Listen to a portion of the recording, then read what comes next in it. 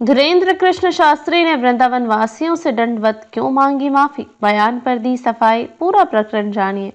उत्तर प्रदेश के मथुरा वृंदावन में इन दिनों प्रेमानंद महाराज की रात्रिकालीन परिक्रमा का मामला गरमाया हुआ है। प्रेमानंद महाराज की रात्रिकालीन परिक्रमा के दौरान जयकारों और बैंडबाजी के शोर के कारण एनआरआई कॉलोनी के लोगों ने विरोध प्रदर्शन शुरू किया। इसके बाद प्रेमानंद महाराज ने रात्रिकालीन परिक्रमा बंद करने का फैसला लिया।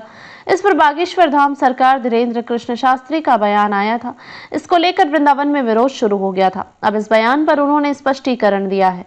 बागेश्वर धाम पीठाधीश्वर धीरेन्द्र कृष्ण शास्त्री के बयान पर सफाई दी है। उन्होंने वृंदावन वासियों को लेकर की गई टिप्पणी को गलत तरीके से प्रस्तुत करने का आरोप लगाया। उन्होंने कहा कि उनकी बातों को अनर्गल तरीके से दिखाया गया है।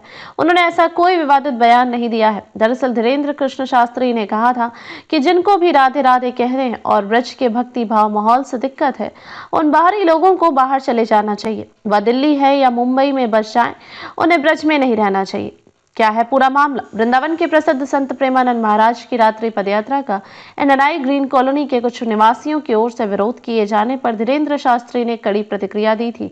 उन्होंने कहा था कि साधु के भजन पर रोक लगाने वाले इंसान तो हो ही नहीं सकते। ऐसे लोगों को वृंदावन छोड़कर कहीं और चले जाना चाहिए। उनके इस बयान को लेकर कुछ ब्रजवासियों ने आपत्ति जताई थी। धीरेन्द्र शास्त्री की सफाई। वृंदावन में गहराए विवाद पर सफाई देते हुए धीरेन्द्र शास्त्री ने एक वीडियो जारी किया है।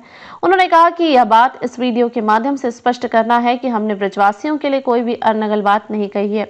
उन्होंने कहा कि ब्रज के एक विभूति के रूप में पूज्य प्रेमानंद बाबा जी की केली कुंज मार्ग वाली पदयात्रा पर कुछ लोग जो बाहर से आकर के ब्रजवासी बन गए हैं, वहां बस गए हैं, उन्होंने विरोध किया।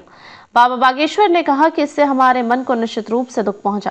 मुझे लगता है कि सभी के मन को ऐसा लगा होगा। सनातन के लिए, ब्रज की परंपरा के लिए निश्चित रूप से यह गलत था।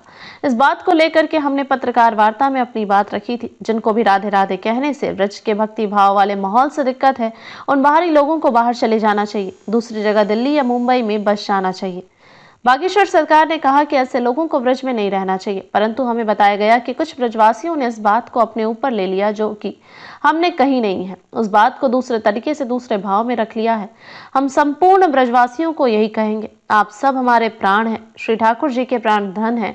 हमारे वाणी तो दूर की बात है, विचार में भी ब्रजवासियों के प्रति कुभाव प्रकट नहीं हो सकता। धीरेन्द्र शास्त्री ने कहा कि सदैव हम एक ही बात बोलते हैं कि ब्रज को कोई भी व्यक्ति स्वीकार करने में पीठ वाले महाराज जी की वाणी है। ब्रज का कोई भी व्यक्ति हमारी बातों को स्वीकार कर ले तो हमें लगेगा कि हाँ, आपने क्षमा किया, हमारी बातों को अनर्गल प्रस्तुत किया गया। उन्होंने कहा कि वे ब्रजवासियों से हम हाथ जोड़कर दंडवत प्रार्थना करते हैं कि मेरी बातों को गलत तरीके से न पेश करें।